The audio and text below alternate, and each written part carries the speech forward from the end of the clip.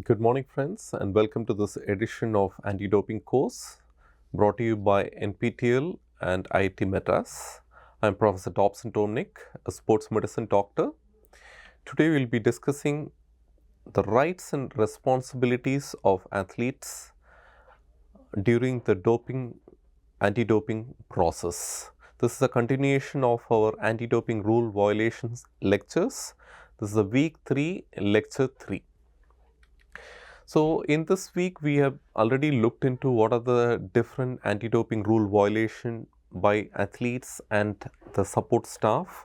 We also looked into what are the 11 articles under which anti-doping rule violations comes under. In this lecture, we'll look into what are the athletes' rights and responsibilities during the anti-doping process. Now, the first one is athlete rights. Athletes have several rights during the whole anti-doping process. First one is equality of opportunity. Athletes have the right to compete at the greatest level in training and competition without other dopers or other person or anti-doping officers who breach anti-doping code. So, there is an equality of opportunity for the athletes. Equitable and fair testing programs. All athletes in all countries have the right to fair and equitable testing programs that comply with the WADA code and the international standards. Medical treatment and protection of health rights. Athletes have the right to be free from doping related to body and emotional stress. The code and international therapeutic use exemption allow the athletes to get TUEs or therapeutic use exemptions. Okay. So, if the athlete is genuinely suffering from some medical ailment, they can avail therapeutic use exemption prior to the competition, and that will be validated and accepted. The next right for the athlete is the right to justice. Athletes have the right to justice, including the right to be heard, the right to be to a fair hearing within a reasonable timing by a fair, impartial, and operationally independent hearing panel with a timely, reasonable decision, specifically including an explanation of the reasons of the decision. Suppose if an athlete is caught with a positive A sample or a B sample, and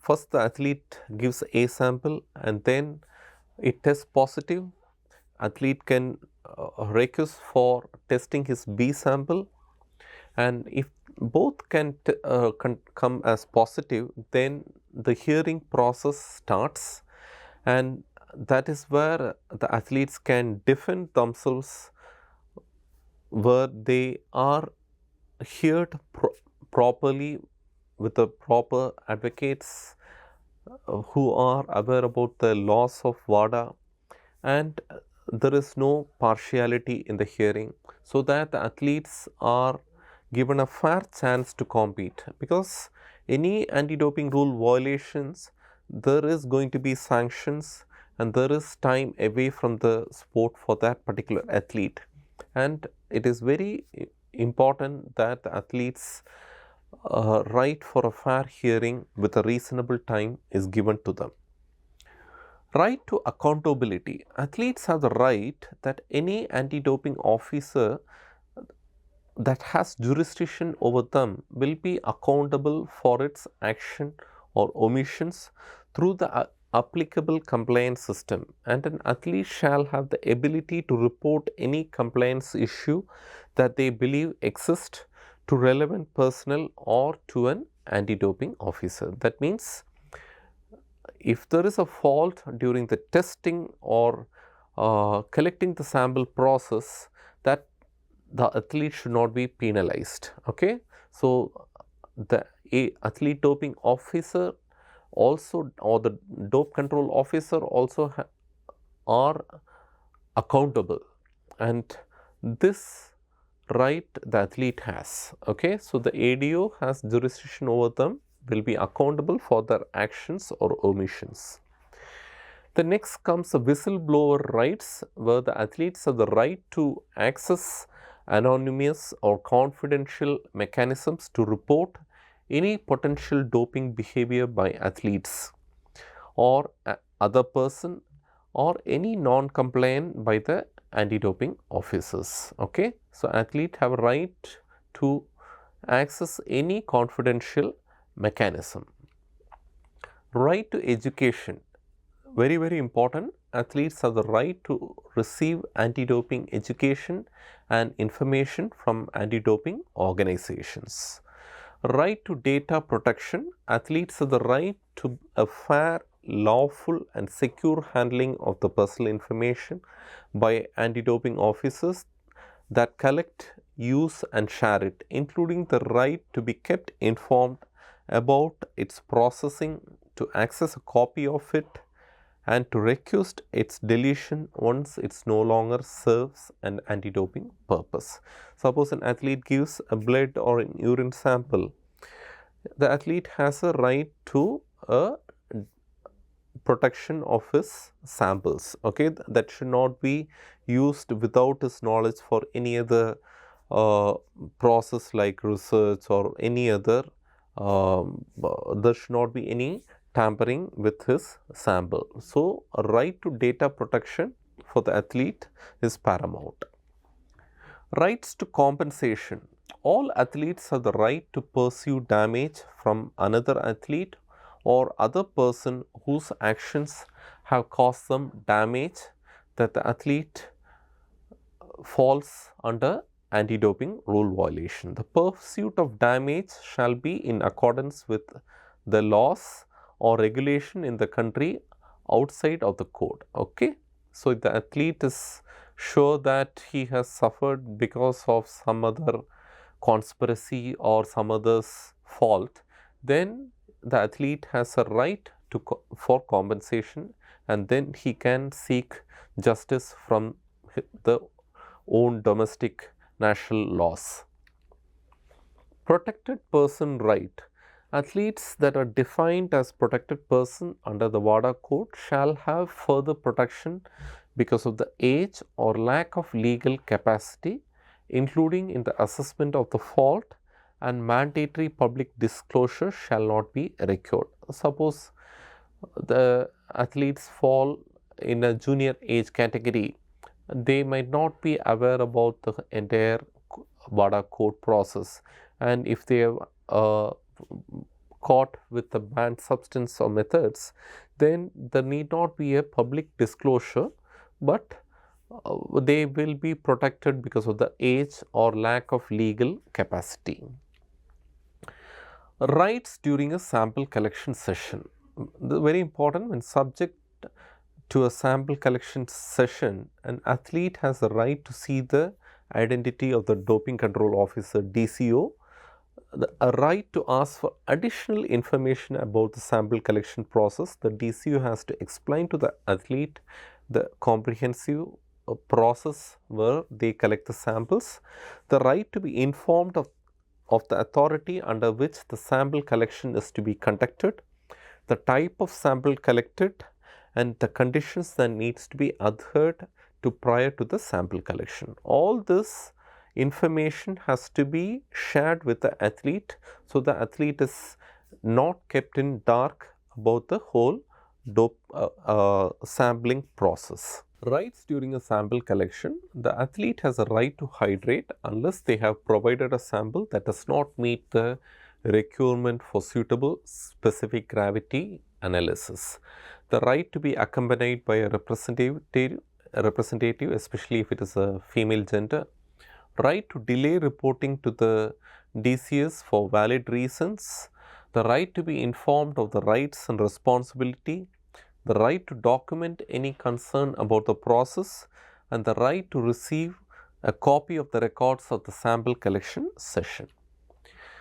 The right to B sample analysis. Suppose an athlete has already given a sample and it comes positive, the athlete has a right to ask for a B sample analysis. Okay. This B sample analysis has to be done within a defined time limit, and this B samples, they are present at the opening of the B sample. So, when the samples are analyzed, they will only test the first A sample. The B sample will be safely kept stored. So, athlete test positive during the A sample process, and then they come for the B sampling, and at that time the athlete can say that I need to be present during opening of the B sample so that there is no tampering. A representative is present on his behalf. Athlete, if he is away from the testing labs, then he can ask for a representative, either a coach or a supporting staff or even somebody close to him can be there during the testing of B sample. If they cannot attend, then it should be witnessed by an independent person. So, he or she doesn't have any of the known people around during the B sample testing, then he or she should request for an independent person to be present who will check whether the B sample is opened properly and there is no tampering done. So, we looked into the several rights of the athlete. There are also responsibilities for the athlete. What are they? Athlete has a responsibility of being compliant with the National Anti-Doping Rule Organizations in India, NADA, in accordance with the World Anti-Doping Agency Code. Athlete also has a responsibility to ensure that no prohibited substance enters the body, no prohibited methods are used by them. The other responsibility of athletes are being available for sample collection when required, reporting immediately for sample collection upon notification, remaining under the doping control officer's constant watch until the completion of the sample collection process. When the sample collection is being done, he cannot go outside the room, providing identification upon request during the sample collection process. All this are the responsibilities of the athlete. Athlete also has a responsibility of ensuring the accuracy of the information entered on the doping control form, DCF, ensuring treatment compliance with prohibited list, consult proper sports medicine doctors or National Anti-Doping Organization if required before taking any medications. Athlete also has a responsibility to avoid association with ineligible support personnel. Suppose a known support staff has been banned by the anti-doping organization, then athlete should not be in touch with them due to doping violations or convictions. Now, we looked into the athlete's right and responsibilities. What about the responsibilities of athlete support staff? Athlete support staff has a responsibility to use influence on athlete values and behaviors to ensure clean sports is always done. Knowing and complying with all applicable anti-doping rules and policies is also very important for the support staff. The athlete support staff also has a responsibility of cooperating with the athlete doping control program, cooperating with the anti-doping officers, investigating anti-doping rule violation, informing the relevant authorities or NADA, National Anti-Doping Organization, if they have committed an anti-doping rule violation in the last 10 years. Athlete support staff also has a responsibility of not using or possessing any prohibited substance or prohibited method as per the WADA prohibited list without a valid justification. So, the support staff should also, suppose a traveling sports medicine doctor or a traveling medical team should not carry drugs which are banned by WADA unless they have valid TUE or therapeutic use exemption. So, to conclude take home message, several drugs and methods have been used in doping for the purpose of sports performance enhancement.